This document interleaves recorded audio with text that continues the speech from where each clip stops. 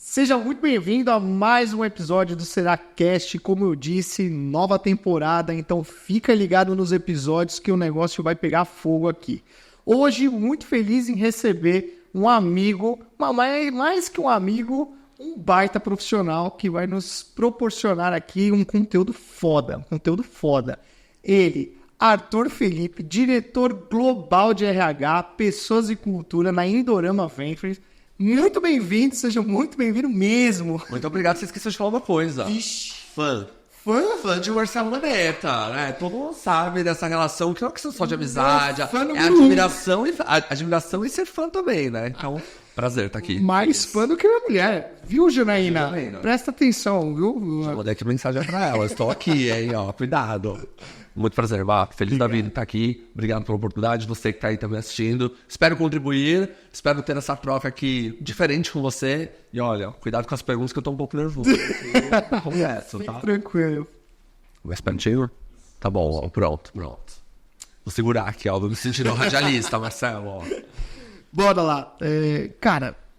Não tem como a gente não começar falando no que você mais entende, que são pessoas. Mas antes disso, eu fico já imaginando o trabalho. Hoje a gente tem um baita desafio aqui no Serac, que são pessoas que vieram de diferentes regiões do Brasil, diferentes regiões até aqui do estado de São Paulo, que já muda bastante coisa, mas diretor global de RH, imagina culturas diferentes. A primeira pergunta na verdade, porque isso aí a gente já sabe a resposta. Ele tem que gostar muito de pessoas e, pelo que eu te conheço, você gosta muito de interagir com pessoas. Aliás, fui no aniversário dele, meu amigo, que tem gente que gosta desse cara, pelo amor de Deus, lotado. E, cara, muito legal, assim. Então, como a gente começa conversando, como que você lida com esse negócio de pessoas diferentes a todo momento? Tá, vou responder até por duas perspectivas, tá? A primeira é mais profissional. Eu acho que eu gosto de interação, Marcelo. Até as pessoas perguntam pra mim sobre essa questão de trabalho híbrido, flexibilidade e tudo mais. Sou super fã, mas eu sou muito fã de estar, por exemplo, no escritório. E às vezes eu bloqueio a minha agenda pra rodar, pra conhecer as pessoas, pra tomar um café, pra interagir.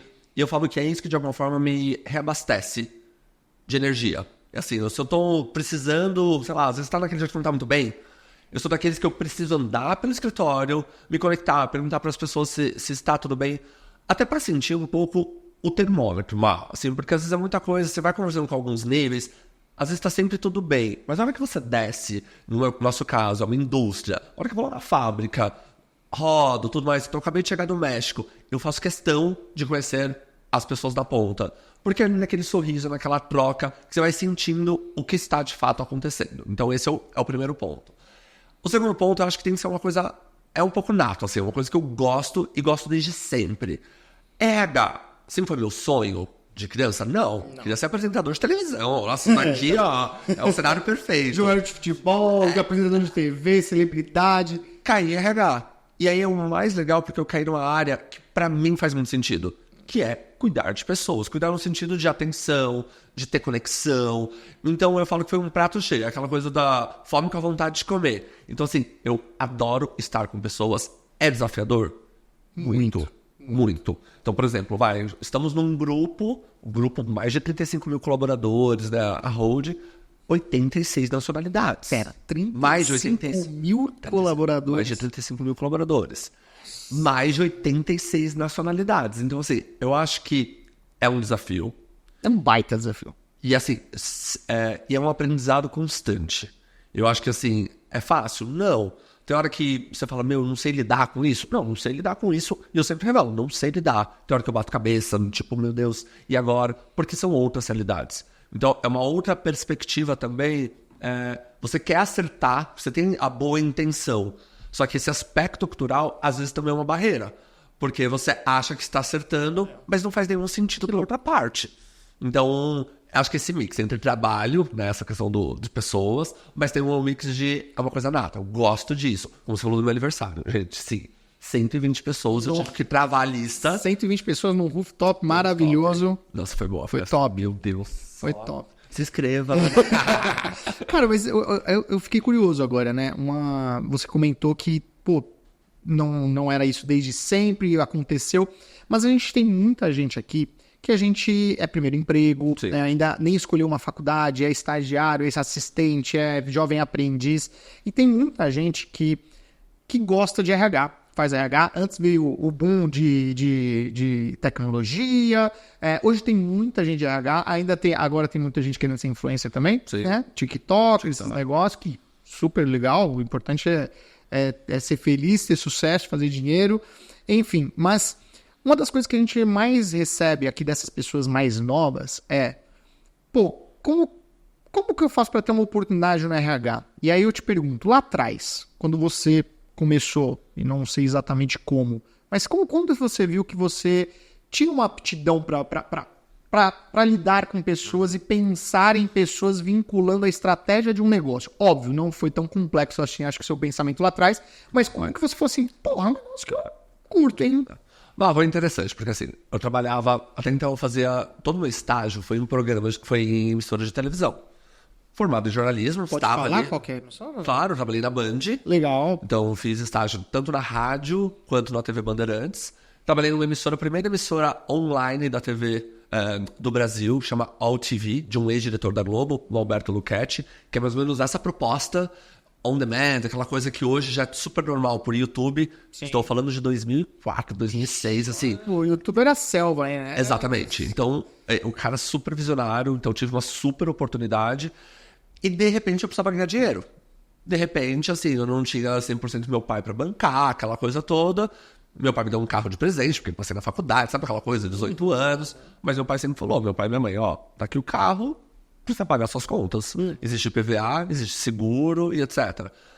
Então, assim, o estágio naquela época não era nem remunerado, Marcelo. Era experiência. Você aprendeu alguma coisa. Até porque televisão, todo mundo quer. Acho que hoje mudou um pouco essa questão da internet, como você falou aqui, virou um outro canal também. Ajudou a não ser um monopólio de desejo, né? Aquela coisa Globo, SBT, Record, etc. Então, eu me vi nessa possibilidade de, meu Deus, quero esse estágio, fiz, mas assim, Marcelo, eu saía, eu estudava das 7 às 11 e meu estágio era das 2 às 20, das 14 às 20. O que acontecia? Eu estudava no Morumbi e a Bandeirantes era no Morumbi. Eu ia voltar pra minha casa, que eu tinha que percorrer, sei lá, 40 minutos pra ir. Não. Ficava ali esperando. Então Juntou útil agradável. E aí fiquei. Só que assim, médio. Eu tinha naquela época... Hoje, se a gente falar isso, as pessoas não vão entender. Mas antes você ia no shopping, com 10 reais você comia Mac e ia no cinema. Não, isso é verdade? Então, bons tempos. Bons tempos. Naquela época eu pegava 10 reais que meu pai me dava e tinha em frente à faculdade uma Kombi que vendia um misto quente com suco Tang a 5 reais. Então aquele era meu almoço. Eu gastava e guardava os outros 5 reais para comer um determinado espaço de tempo lá no estágio. Legal. Só que a Bandeirantes, acho que hoje ainda tem, dentro da Bandeirantes tem uma casa do pão de queijo. Um pão de queijo naquela época já era os 5 reais. Mas já era os 5 reais. Então eu ficava à base de água, pão de queijo, um pão de queijo e maquininha de café. Sabe as maquininhas de graça que tem e tudo mais? E aí era interessante porque você vai aguentando, Marcelo. Só que de repente um amigo meu me liga e fala, tem uma oportunidade, até então era Banco Real. Olha aqui, revelando da idade. E todo mundo tinha o desejo de trabalhar no Banco Real porque era o banco mais jovial, modernoso, etc. E eu falei, eu quero participar. Marcelo, processo seletivo para ser atendente de telemarketing. No Banco Real, 5 mega etapas. Falei, beleza. Só que o salário naquela época era assim, era R$1.000, mas eles pagam 50% da faculdade. Minha faculdade era R$1.000. Então, pro meu pai seria um presente. Benefício, plano de saúde e tudo mais. E eu falei, vou participar. Então, eu caio primeiro no mundo corporativo como um atendente de área de sinistro. Só que nesse processo que eu passei, o banco, ele estava passando por uma venda. Então a Tóquio Marine, que era uma seguradora, comprou e eu fiquei na parte da seguradora, só para você entender. Então eu trabalhava atendendo sinistro, batida de carro, roubo, etc. E foi assim durante 1 ano e 2 meses.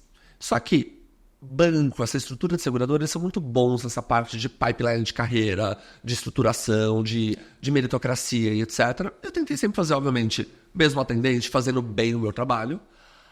Até que um dia surgiu uma oportunidade na área de treinamento. Então é aqui que eu queria chegar, que é a sua pergunta. Aqui que você entrou aí com esse contatinho nessa área de RH. Vamos chamar assim, um pedacinho do RH era treinamento, só que naquela época era uma área de treinamento exclusiva para o contact center. Então ainda não estava 100% conectado ao RH. Só que daí foi a hora que eu tive esse contato com esse pedacinho que falei, gostava de ser apresentador. Meu sonho era ser apresentador de televisão. Participo de um processo seletivo para ser de treinamento, essa coisa de público, facilitação e etc. Falar com pessoas. E aí, obviamente, é o que você falou. Você trouxe isso quando você estava ali apresentando a pergunta. Faça o que você goste. Faça uma coisa que você te deixe feliz. E, obviamente, que vislumbre uma questão de dinheiro, pagar suas contas e tudo mais. Então, eu acho que quando você faz uma coisa que você gosta, algumas coisas serão consequência. O sucesso é uma consequência, porque vai brilhando seus olhos, as pessoas percebem, é contagiante. Tanto que, nesse processo, tem uma mudança na estrutura organizacional da empresa e uma nova gestão de RH. Que começa a falar assim, quem é esse pessoal de área de treinamento do contact center? Começa a chamar atenção. Chama atenção. E aí foi quando eles fazem, a gente participa a gente chamava naquela época aproveitamento interno, que é assim, quero conhecer você. E a gente foi lá, a gente foi entrevistado e a gente até então teria uma posição e eles se transformaram em 2. E foi quando eu caí em RH. E aí eu falei, cara, é isso que eu gosto. É isso que eu quero. Brilhou muito o olho. O coração acalentou ali. E aí é um pouco do segundo ponto que você traz. De que forma você começa a estar conectar pessoas à estratégia da organização. Porque até então eu só treinava. Não é que é só, mas era um pedacinho assim. Eu pegava o produto pronto e era ali mais um treinamento. E depois começa a participar da estratégia. Discussão de cultura, começa a implementar questões de engajamento, o impacto de engajamento no resultado do negócio, em turnover e etc. Então você começa a ver o quanto esse lado pessoas acaba sendo de forma o resultado. Não tem como você falar em resultado sem envolver pessoas. Não tem como você falar em tecnologia sem ter pessoas. Então a gente começa a trazer um pouco, e acho que é o que as pessoas passaram a entender nos últimos anos. Esse pilar pessoas, de fato, é a engrenagem de qualquer organização. E a gente tem que cuidar dessas pessoas. Com a maior certeza. E o cuidado hoje em dia é extremamente delicado, porque hoje envolve mas envolve assim mais muitos assuntos, né, que vão ao encontro disso. Mas o mais acho que satisfatório, que aí você viu quando você estava em treinamentos e etc., é que, legal, eu treinar a pessoa sair, vamos dizer assim, capacitada de alguma forma, é animal. Mas é muito mais do que isso, porque a pessoa precisa ter uma satisfação dentro da onde ela vai trabalhar, dentro da onde ela vai passar várias horas do dia, aliás, mais tempo durante a semana em contato com a empresa. Hoje em dia tem bastante home office, mas você fica ligado nessa empresa. Então, acaba que sendo o RH, né, o DHO, enfim, aí a gente tem várias vertentes, mas acaba sendo o ponto focal para a pessoa se sentir bem onde ela está. Acho que faz sentido mais ou menos isso, né? E quando a gente fala isso, sendo mais objetivo, já tiveram algumas pessoas que vieram até nós, né, da presidência de diretoria, assim, eu tô estudando recursos humanos, né, quero, nesse dia que tiver uma oportunidade, o que eu preciso, né, para chegar nessa parte? Então, objetivamente, em palavras, assim, o que ela precisa ter para ela ter uma oportunidade de RH? Porque tem muita gente que entra em RH, tem várias vertentes no RH, mas a pessoa às vezes não gosta de ouvir histórias, de ouvir pessoas, porque tem que ouvir, não tem jeito. Pessoas têm histórias para contar, pessoas têm sentimentos a expor, a pedir ajuda. Cara, precisa ouvir, porque senão a gente também não vai ao encontro do que a empresa quer com o que ela quer, e para dar um match de uma cultura organizacional foda. Eu acho que a escutativa ela vai estar sempre em qualquer carreira, em qualquer setor, em qualquer área. Eu acho só que o RH, ele foi se moldando e mudando muito nos últimos anos. Então antes tinha assim, você tem que ser comunicativo, que foi o meu caso. Chamei a atenção porque era comunicativo, falava bem, treinamento, RH, caí. Mas a gente tem áreas hoje dentro do RH que, por exemplo, eu tenho uma vertente de sistema análise quando eu penso em people analytics, quando eu penso em remuneração. Então assim, eu tenho um cara de... Antes a gente falava RH, o pessoal de humanas. Humanas, é verdade, eu tinha isso. Não. Hoje o RH, ele é muito mais do que isso. Ele tem vertentes. Então, acho que a primeira dica para você é assim. Primeiro, qual é a sua aptidão? O que você gosta dentro desse universo? Porque ele é bem clusterizado. É claro que uma porta de entrada, Maia, que eu tô separando para tentar ajudar todo mundo. Uma porta de entrada seria estagiário. se forma em processos de gestão de RH, administração, psicologia. São cursos que, de alguma forma, eu sou jornalismo, caí em RH e tá tudo bem, porque acho que tem essa possibilidade nessa porta de entrada. Depois você vai começar a ramificar. Então você pode, nesse processo de estágio, ser assistente, você vai descobrindo essas possibilidades e fala, eu tenho mais aptidão para recrutamento.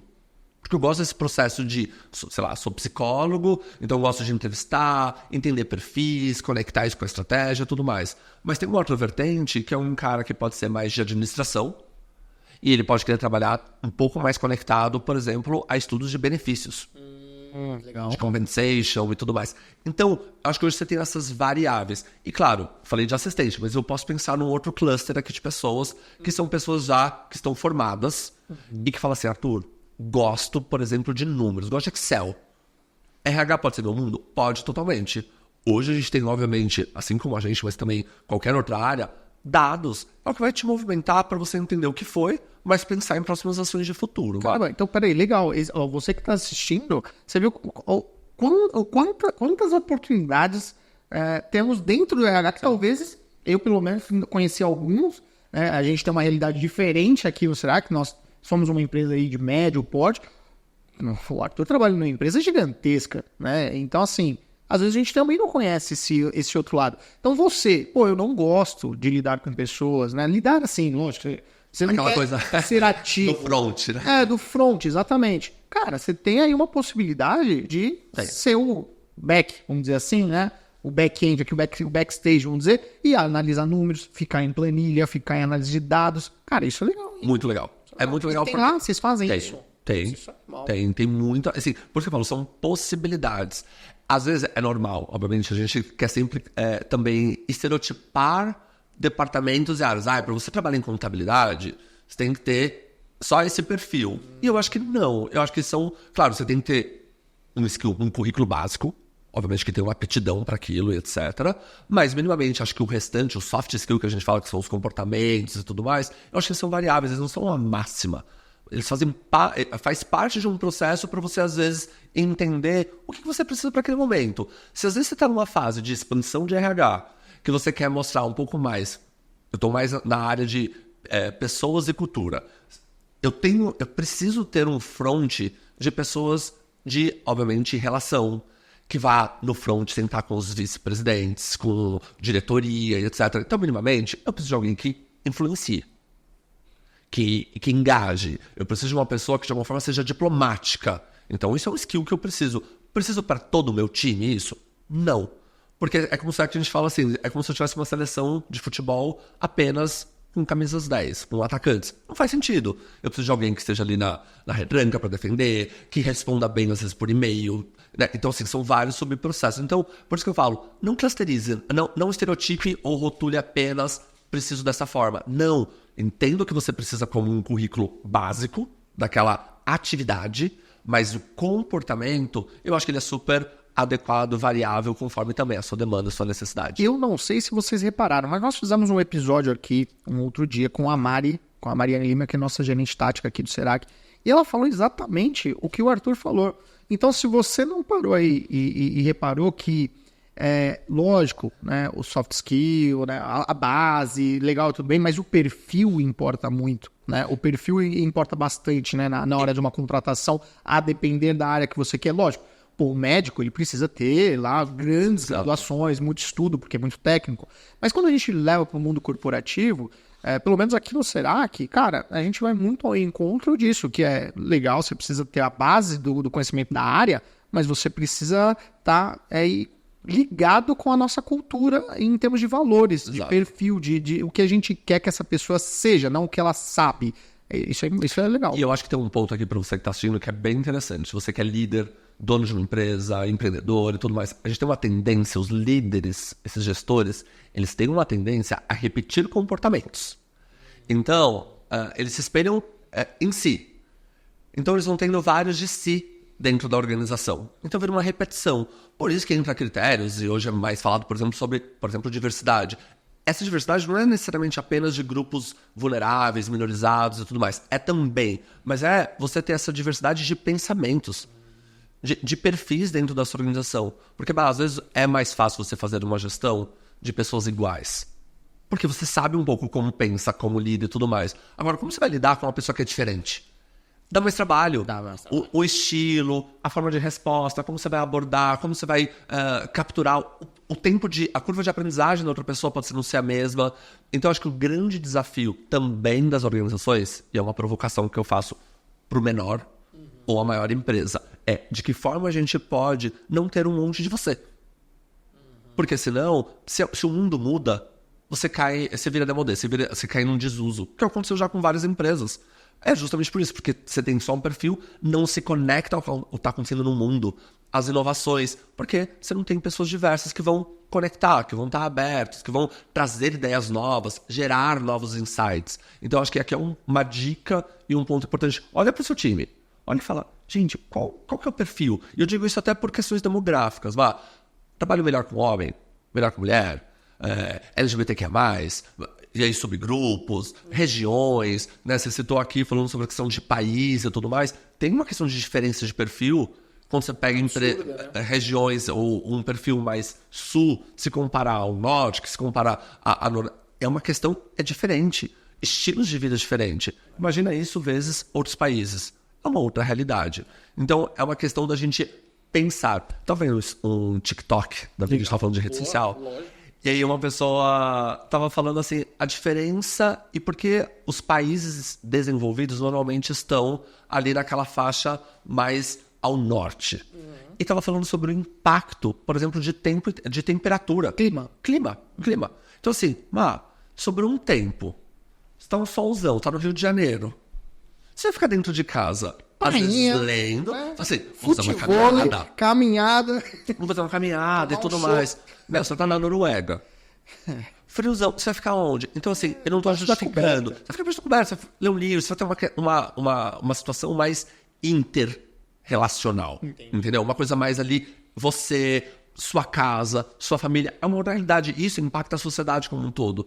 Por isso que eu falo que não é o certo ou errado, o melhor ou o pior. São as realidades que nós temos que a gente precisa entender. E a gente não pode esquecer que o Brasil é um país continental. E esse negócio de frio, de calor, ele é muito visto aqui também. Lógico, não neva, né? Igual na Noruega, um frio absurdo. Mas, cara, se você for analisar realmente uma cultura, cara, o pessoal lá do sul, ele tende a ser um pouco mais família, mais fechado, porque acaba ficando mais em casa, etc. Entende? Isso não tô falando que é regra, tá, pessoal? Isso é fato, não é regra. Mas isso vale muito para dentro do Brasil. E outra, nós estamos em São Paulo, que é a cidade, acho que mais cheia de culturas diferentes dentro do Brasil. Então, acho que a gente recebe o pessoal do Norte, Nordeste, Centro-Oeste, do Sul, do próprio Sudeste, em outros... Aqui, o próprio Sudeste é muito diferente culturalmente, Rio de Janeiro e São Paulo, Minas Gerais, São Paulo, enfim, tem várias diferenças. Então, isso serve para você analisar. Mas agora eu fiquei confuso e aí você vai poder me ajudar, que é o seguinte, como que... Lógico, você trazer pessoas diferentes, isso a gente fala muito aqui, que é traga sócios, a gente fala para os nossos mentorados, principalmente empresários, traga sócios que te complementem. Porque o sócio que pensa igual você, cara, não é o ideal. Tá? Não quer dizer que vai dar ruim, pode ser que dê muito certo, mas geralmente o que complementa é melhor, porque vai ter um questionamento, vai ter uma visão diferente. Serve para colaborador, então, pelo que você falou. Traga uma pessoa que tem valores da empresa, acho que alinhados, né? Mas não precisa pensar exatamente igual você. É isso? É isso. Até porque, eu acho que... E tem horas e momentos. Então, vou dar um exemplo falando sobre mentoria. Você vai, às vezes, procurar alguém para fazer uma mentoria, o seu desenvolvimento e etc. Tem momentos na nossa vida que é importante, às vezes, esse mentor ser uma pessoa mais com fit. Que vai entender que ele vai estar mais harmônico com a sua realidade, etc. Que tem pensamentos mais semelhantes ao seu, mas ele está num outro momento e ele vai tentar exponenciar um pouco os seus comportamentos, para você expandir um pouco isso. Tem hora que você acessa um mentor que você vai pelo gap. Então, que você vai para alguém totalmente diferente para abrir um outro caminho para você de coisas que você nem imagina. Que você nem imaginava. Que você nem imagina. Então, eu acho que isso se aplica à sua área, ao seu departamento. Eu brinco que às vezes até ao núcleo de amizade, porque a gente tem uma tendência a querer ficar dentro da nossa zona de conforto, que eu falo. Assim, então a gente vai viajar, a gente, sei lá, vou para a Europa. Então a gente sempre tende a achar aquele roteiro, aquele formato que a gente está acompanhando, que você vive na sua realidade, de São Paulo, de Brasil e tudo mais. Então, por exemplo, tem um evento muito famoso que ocorre em Austin, de inovação, etc., do Superpolo, e eu estava assistindo... Austin, Texas, Estados Unidos. Texas, Estados Unidos, obrigado. E é justamente sobre inovação e tudo mais. E uma pessoa estava falando assim, ele é de RH, eu não lembro o nome dele, senão eu daria aqui todo o crédito, mas foi um evento aberto, ele falou, Arthur, fui para lá, e eu sou de RH. Só que eles convidam a gente a assistir palestras diferentes, porque a gente tem uma tendência, às vezes eu de RH, a querer trazer respostas para o meu mundo. E ele foi assistir uma palestra de como fertilizar, como ter um parto, como engravidar, todo esse processo no espaço. Meu Jesus. Não, é um negócio que, assim, ele falando, eu falei, cara, eu nunca parei para pensar nesta possibilidade. Também não. Então é um negócio que, assim, é que às vezes a gente sempre coloca como se fosse muito distante. Mas no final do dia, quanto essas mudanças do mundo vão impactar a empresa, o RH, a contratação, os benefícios, todo conectando mudanças com a minha realidade. Mas, assim, o todo, a contabilidade, os processos. Então, assim, é uma coisa muito disruptiva num primeiro momento, que a gente fica até assustado falando, ui. Mas, querendo ou não, a gente já sabe de diversas missões que estão sendo elucubradas por NASA, outros países, que tem a ver um pouco com isso. Missões espaciais que famosos já compraram porque querem ir para Marte, querem explorar. Então, assim, parece muito distante. Sim. Mas acho que a gente tem que estar sempre preparado para isso. Então, assim, se provoque ao novo. Se provoque ao diferente para você sair dessa zona de conforto. Cara, olha só que legal. Olha só. Presta atenção. Fica aqui comigo. A gente vem falando para vocês a todo momento que o ambiente muda a frequência. Vai muito ao encontro do que o Arthur está falando. Ou seja, se você está no mesmo ambiente sempre, você não vai se abrir para o novo, você não vai conhecer coisa nova, você não vai se conhecer melhor. Então, olha só que legal. Nós temos o Fire Club, que é o nosso clube de empresários, a maior liga de mentores do Brasil, junto com o Jojota, Caio Carneiro, o Flávio Augusto. E o nosso Fire Club, nossa frase é exatamente essa. O ambiente muda a frequência. Então, olha o quão importante é você sair do seu ambiente de conforto, daquele que você não domina, eu sou especialista e não sei o que, eu sei tudo. Cara, saia desse ambiente para você conhecer. Às vezes você tem uma visão totalmente diferente. Totalmente diferente. Isso vai te enriquecer para você conseguir fazer diferente, seja na sua família, na sua vida pessoal, particular, ou na sua vida profissional. Animal é isso, hein? Ô, Mai, acho que você trouxe uma frase que me trouxe uma outra situação que é bem peculiar, vou falar por São Paulo, que é em relação ao metrô. Por exemplo, as pessoas que às vezes acessam... Por exemplo, eu morei no Tatuapé. Então, linha vermelha. Certo. Sempre trabalhei na região da Paulista. Certo. Tinha que transitar para linha verde, linha amarela, e hoje em dia a gente tem mais opções. Exato. Mas não sei se você já teve essa oportunidade, eu faço um convite que é só para reforçar essa sua teoria.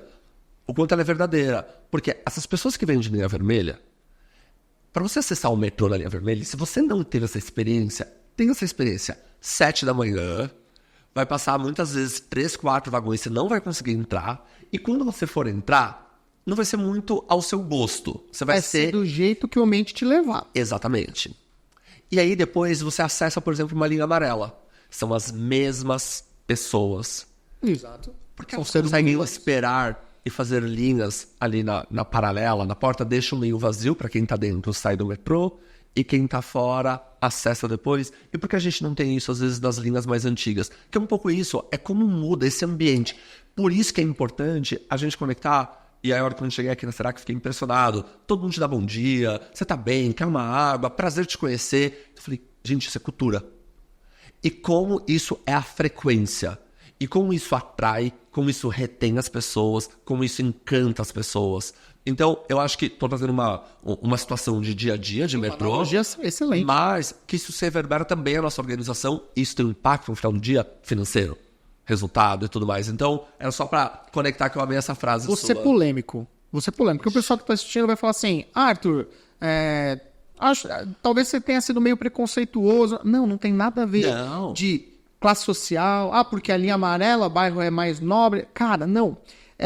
Lógico, tem inúmeras variáveis para que isso aconteça. Assim como na sua empresa, tem inúmeras variáveis que você precisa fazer ou ter ou tratar para que sua cultura aconteça. Mas o ambiente, ele muda justamente porque as pessoas ali naquele ambiente, elas vão levar as outras pessoas. A maioria acaba levando a minoria, Sim. que por um lado é bom, por um lado é ruim, mas se a sua empresa tiver a maioria das pessoas linkadas à sua cultura, ela vai automaticamente levar essa pessoa para a sua cultura ou expelir. Então, a gente fala, essa pessoa ela pode entrar na sua empresa e falar, caralho, animal, isso aqui é muito foda, mas ela pode falar assim, não, essa empresa é uma bagunça, é só festa. Não é só festa. Aqui a gente tem também a frase que não é porque é sério que não pode ser divertido. Exatamente. Né? Então, assim, ou ela retém ou ela vai expelir essa pessoa. Então, não é um estudo social, praticamente, o que ele falou aqui. Né? E eu acho que é muito também do processo. Então, por exemplo, se você chega na linha amarela, na própria verde, que transitou, expandiu e tudo mais, você começa a ver que não tem nada a ver com o bairro. Tem a ver com o processo daquela linha. Então você tem os adesivos do chão. Isso é extremamente importante. Você tem, por exemplo, os metrôs mais modernos, tem aquela porta, que não é a porta do metrô, é a porta da estação, que abre junto no metrô, que é uma segurança adicional. Então, eu acho que esse é o processo. Por isso que é importante, quando a gente fala de cultura, por exemplo, não é o quadro bonito. Não é falar, porque eu sou um espaço seguro. Você é de fato seguro? Você tem processos que estabelecem, que a gente fala que são os símbolos e os arquétipos. Quando a gente fala de cultura organizacional, que é um pouco o que você falou, que é a seleção de Darwin. Você se adapta, você faz aquela leitura, ou você é repelido, ou você mesmo não se reconhece naquele ambiente e sai. Então, por isso que eu falo, é mais uma questão de ter tudo isso muito bem moldado para as pessoas sentirem. Então, isso é no metrô, isso é no trabalho, isso é no casamento. Então, por isso que é importante, às vezes, fazer acordos e reacordos, porque as coisas vão mudando dentro de uma organização, dentro da sua casa, no metrô, na sociedade. E esses reacordos, às vezes, eles são doídos. Nossa, às vezes... Mas eles são importantes de acontecer. O que é um reacordo no metrô? É, por exemplo, a conexão de novas linhas. Vai surgir a linha laranja, que agora está em expansão. Ela vai expurgar várias estações. Então, isso é um reacordo. Legal. A sociedade se reorganiza porque agora tem uma nova linha. Vai mudar, que antes você tinha que ir direto, agora você pode fazer uma baldeação e etc. Isso também numa empresa, que antes pode ser mais colaborativa e pode mudar a estratégia para ser mais competitiva. As pessoas podem mudar. Exatamente. Então, acho que é uma conexão dispensável. Numa sociedade, mas também no mundo corporativo. Muito bom.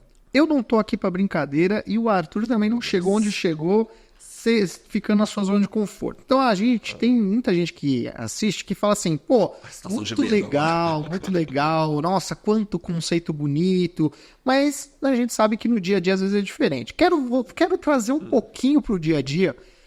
Por exemplo, nós temos pessoas que, logicamente, não estão, né, no nível de uma multinacional com 35 mil colaboradores, pessoas que estão com 5, 10, 15 colaboradores.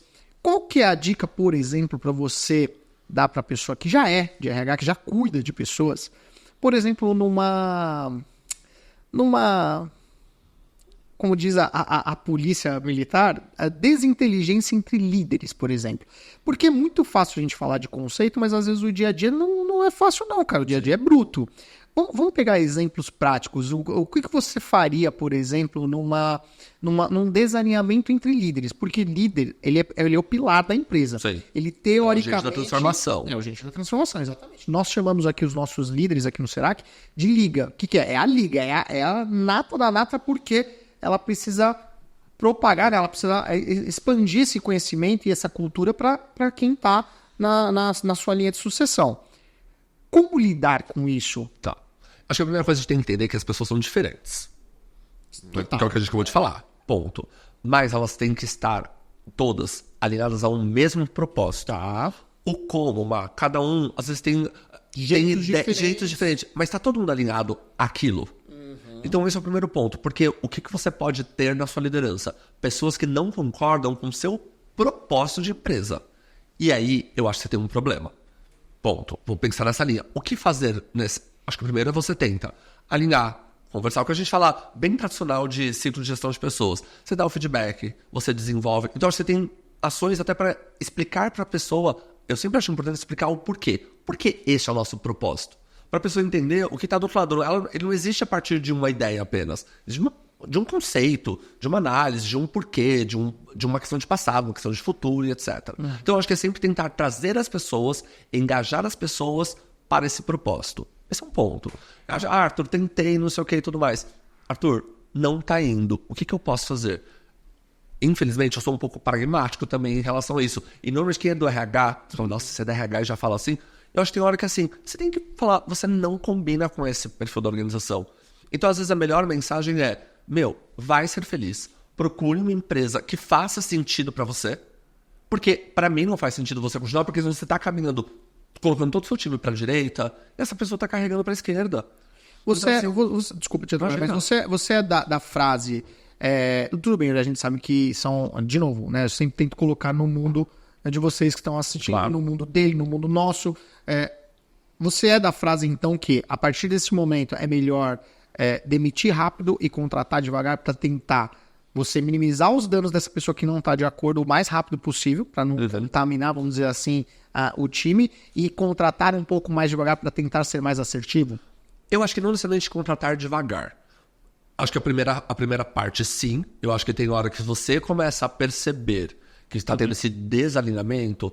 Você ficar forçando, eu acho que é sofrido para você, sofrido para o time, sofrido para o negócio. Para a pessoa mesmo para também, pessoa, né? Para a pessoa também. Assim, e acho que essa relação é muito importante, esse respeito para o colaborador. Então, assim, é melhor, e eu já vi muita situação, que você vai tentando, e a relação vai se desgastando É até pior, né? É pior.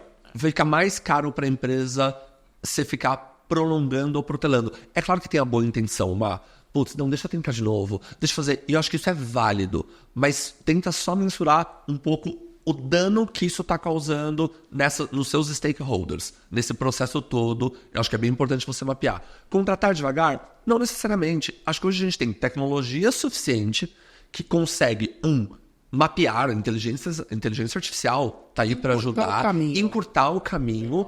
E eu acho que tem uma coisa que eu acho que vocês devem ter um pouco isso aqui, não conheço a fundo, até hoje que eu conheci aqui o escritório, mas pela sua essência tem uma coisa que é o olho no olho. Que é a hora que a gente fala em entrevista, ela é matadora, o RH, eu sempre falo isso, o RH ele pode fazer todo o processo do funil. Mas tem uma hora que você entrega para o gestor, e a decisão é do gestor, da pessoa. Isso é muito importante, hein? Escutem com atenção, Arthur. Fale para aquela câmera e deixe claro isso. O RH vai fazer todo aquele filtro, porque tem aquele processo, eu quero uma pessoa assim, assado, a gente requisitos básicos. Então a gente vai afunilando. O RH vai entrevistar, o RH, a área, né, quem você contratar e etc, para fazer esse serviço. Mas tem uma hora que você vai entregar a gente fala da shortlist. Você vai entregar ali, cheguei em 3 a 5 candidatos, Marcelo, entrevista. Você vai olhar o currículo. Então, minimamente, líder da área, né? Líder da área. Se você é o líder da área, você vai olhar o currículo, tem minimamente um pouco do que você pediu. Porque a gente não vai trazer coisas diferentes. Mas tem uma hora que você está ali entrevistando, que é a palavra final, que é o decisor, vai olhar e falar assim, você vai sentir a verdade no olhar daquela pessoa. Então, isso conta muito. O currículo é importante? É.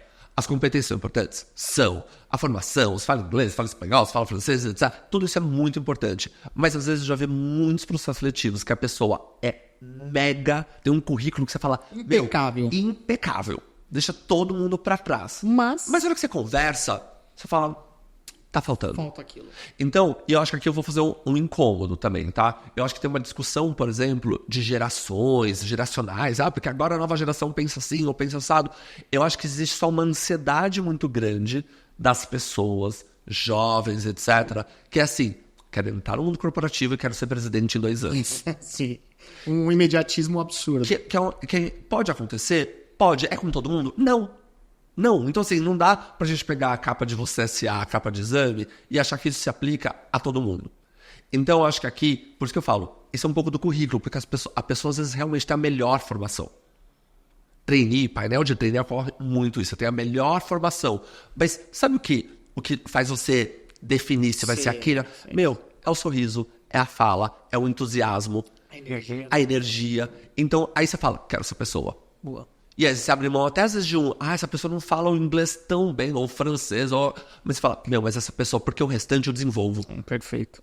Então, acho que isso é uma condição importante. É o olho no olho, que você consegue falar esta pessoa. Resumidamente, antes da gente entrar num assunto importantíssimo, resumidamente tem muitos departamentos de RH, gerente, supervisor, enfim, diretoria de RH, que acaba querendo um protagonismo na hora dessa contratação de ser o decisor. Mas pela sua frase, e é muito que a gente faz aqui também, nós entendemos que o decisor sempre tem que ser o departamento, porque é o líder que vai lidar, é o líder que vai saber e sentir se esse feeling, se esse perfil é o que ele precisa. Então, acho que um bom recado é, cara, o RH ele é extremamente importante, ele é extremamente estratégico no recrutamento e seleção, mas ele tem que entender que muito provável quem vai acertar mais na decisão final, principalmente por perfil lidar, é quem vai trabalhar no dia a dia, quem lidera aquele departamento. Tô errado? É isso, até porque esses currículos que chegam para você no final são teoricamente 3 ou 5 currículos que já teve um aval. Que fala, são essas pessoas. Agora tem um feeling. É claro que às vezes em alguns processos seletivos, mesmo depois desse processo, um gestor fala assim, não, mas é que eu queria uma pessoa assim, assim, assado. Não ainda tá nesse perfil. E aí, eu acho que é sempre importante ter esse trabalho, esse equilíbrio de você ter o RH da sua área, uma pessoa que cuida, né, independente do tamanho que seja a sua empresa, que é assim, qual é a consultoria que você está me prestando aqui? Então, assim, se você tem essa pessoa, é porque você está confiando a ela, que ela tem habilidade suficiente para te direcionar. Mas acho que a decisão tem que ser sempre de quem está no front, Exato. E que vai estar no dia a dia. O RH não é protagonista. Ele só não é o decisor neste caso. Tem outras coisas que eles são... Se a vaga for de RH, o RH decide. Exatamente. Bom, quero entrar agora num assunto que as pessoas acham que, não, tem que ter dedos, delicado, que é o caso da diversidade hoje em dia, muito discutido, que eu acho que não tem que ter, a gente tem que tratar, é um assunto extremamente importante, mas não tem que ter medo de tratar, porque senão se perde essa discussão, se perde a importância disso aí. Hoje no Senac nós temos orgulho de ter a maioria mulheres no comando, então, principalmente, tá? Temos a maioria mulheres líderes aqui, nossa, e temos uma grande comunidade aqui, né? LGBT, que mais, enfim. Como pensando em outros estados, em outras, vamos dizer assim, realidades, como fazer para implantar isso? Porque a gente também, acho que não precisa ter medo de falar que pessoas que têm uma idade mais avançada, pessoas de outras épocas, elas com certeza não vão saber lidar com esse assunto. Como fazer, por exemplo, eu sou um gerente, estou numa empresa onde o dono da empresa, ele tem aí seus, exemplo, 70 anos, sei lá, X anos de idade, não teve uma educação igual é hoje, é diferente. Como eu, como líder de recursos humanos, consigo implementar uma cultura de diversidade? Tá. Acho que a primeira pergunta dificílima, hein? Mas acho que a primeira coisa é a gente setar uma base. O que é legal. O que é legal. Legal. Sabe aquela coisa? O que é lei. O que é lei. Então, e tem coisas que a sua empresa vai sempre querer, que é a relação de respeito. Então tem uma coisa que eu falo que é o legal e tem uma questão que é o respeito, que são condições básicas que você quer dentro da sua organização. Você quer que as pessoas se batam? Não. Então, assim, é uma relação de respeito. A partir disso, acho que você já tem um pilar. Ponto. Você quer andar contra a justiça? Quer fazer uma coisa ilegal? Não. Você quer... Então isso daqui já é uma... Eu falo que isso já é a condição de conexão com o tema. Ponto. Por isso que as empresas, normalmente, médio porte, elas começam a ter o quê? Código de conduta. Por isso que empresas também pequenas criam documentos para falar, olha, aqui você não pode roubar meu documento, tá? Se você sair da empresa, você não pode criptografar tal coisa.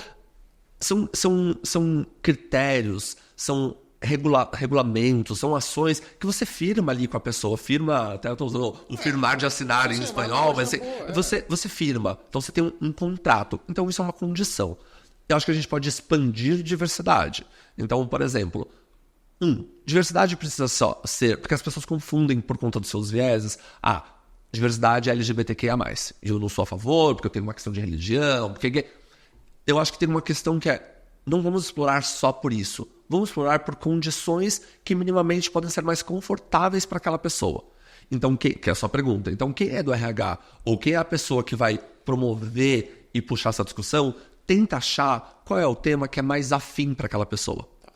E que vai ser um desafio. Então, por exemplo, se aquela pessoa tem 70 anos, é sensível à questão de etarismo. Você olhar e falar assim, então, se tivesse um programa de inclusão de pessoas 60 a mais? Então, porque tem um approach com aquela pessoa. Então, eu acho que não é você forçar algumas coisas. Tem uma coisa que eu aprendi com o nosso consultor de diversidade e inclusão, o Guilherme Bara, que eu gosto muito, que é a diferença de preconceito e discriminação. Dentro do SERAC, dentro da sua organização, vamos supor que você já tem a mentalidade da diversidade, da inclusão, da equidade. E você começa a fazer ações para sensibilizar as pessoas. Porque as pessoas têm pontos de partida diferentes, valores diferentes. Então você vai fazendo essa ação para tentar mudar o viés daquela pessoa. Para tentar abrir a mente sobre um determinado tema. Aquela pessoa pode mudar ou não mudar. Você como dono, você como líder, você consegue entrar na cabeça daquela pessoa. A gente tá na época do divertidamente aqui, sabe? Pegar e chacoalhar e falar, você tem que ser assim. A gente não pode, vocês como empresários, a empresa não pode fazer isso. Ponto. Ela vai fazer a ação, que é o limite. O que a empresa tem que garantir? Que ele não coloque a ação do preconceito dentro da organização, que é o que a gente chama de discriminação.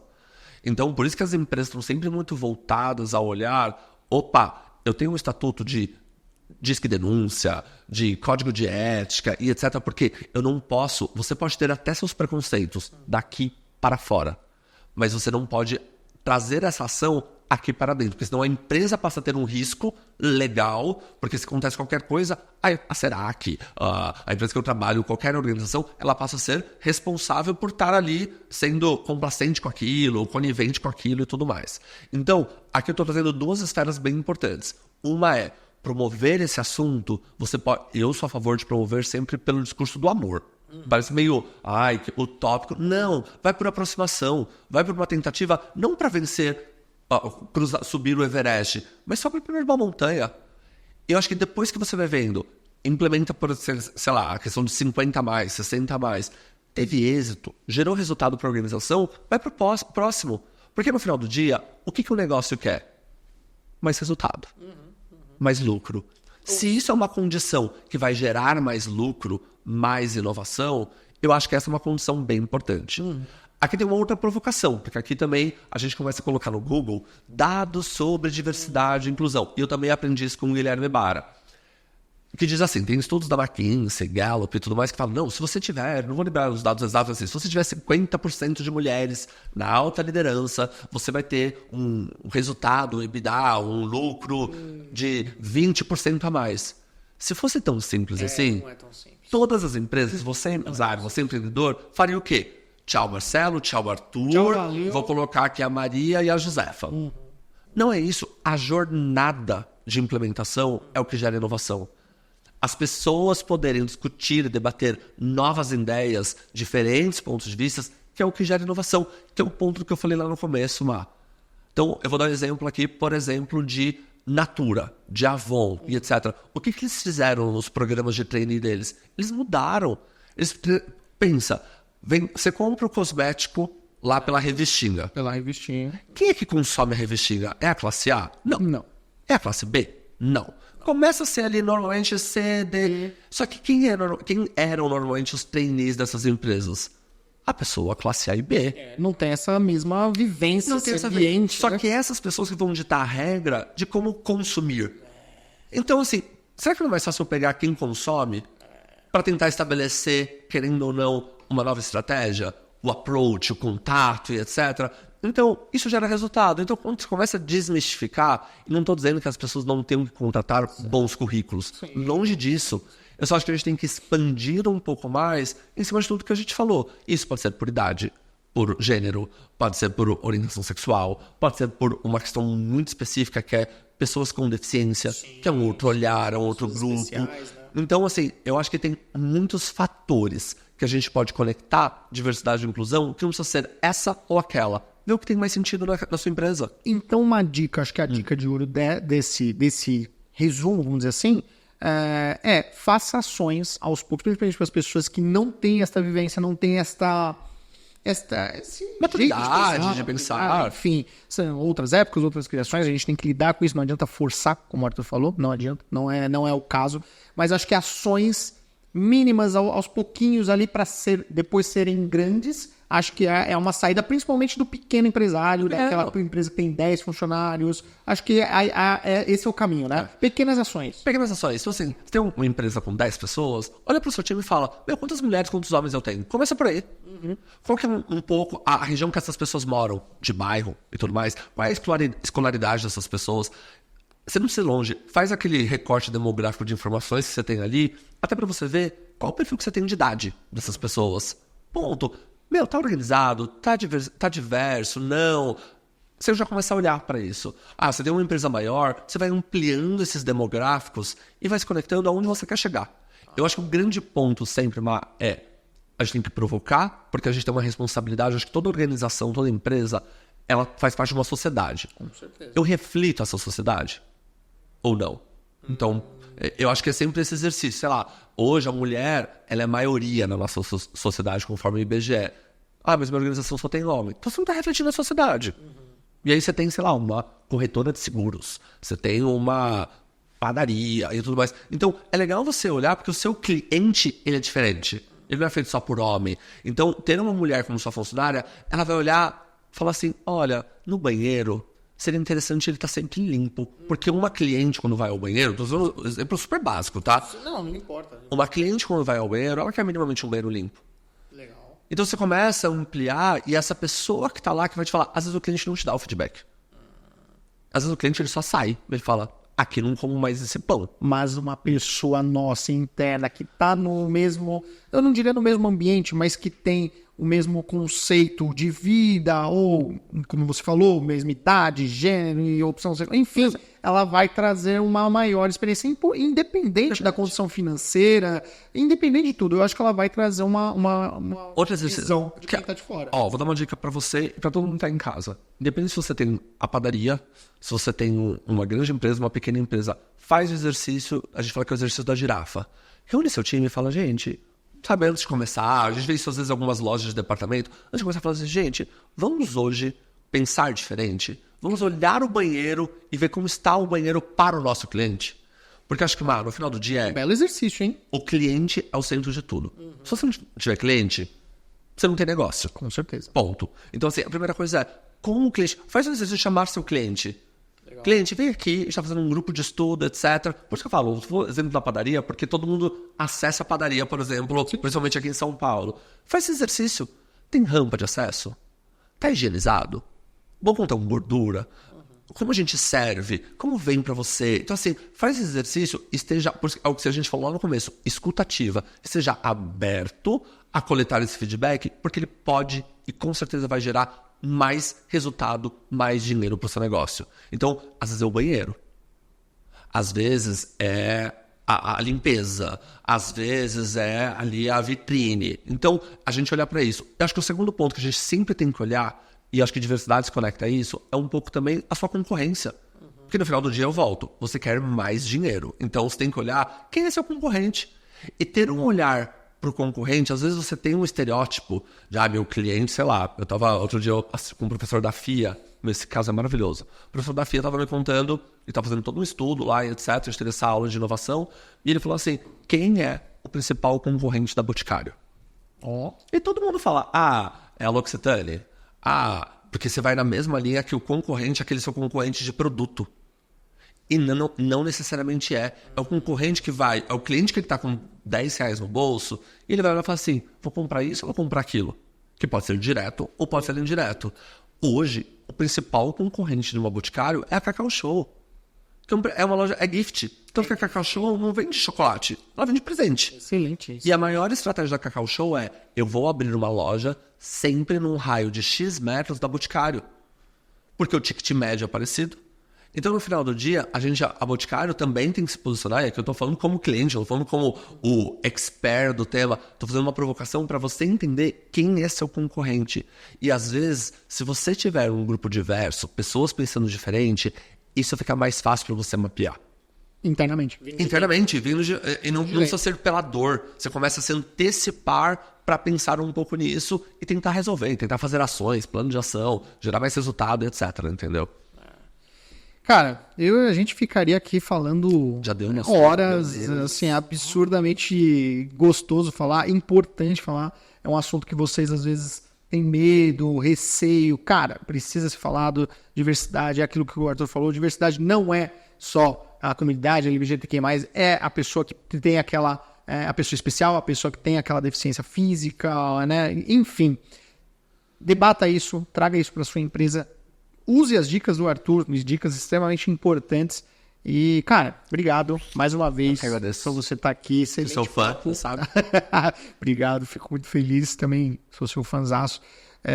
Porque espero você aqui mais vezes, tá? Fechado. Porque esse assunto rola, mas vai longe, viu? Não, e ó, pra quem tá assistindo, tô à disposição, LinkedIn, se quiser me achar, trocar uma figurinha.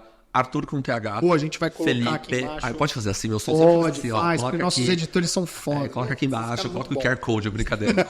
Arthur Felipe Souza Jorge, pode colocar no LinkedIn, falar, eu assisti, putz, quero dicas. Eu acho que esse networking é sempre importante e tô super à disposição. Admiro muito você, admiro a Serac, admiro, obviamente, a Jana, sua esposa, que é minha amiga e tudo mais. Então, muito sucesso pra vocês e obrigado por acompanhar. Espero ter contribuído. Aqui foi um bate-papo e estou sempre aberto aqui pra vocês. Até o próximo episódio, pessoal. Tchau.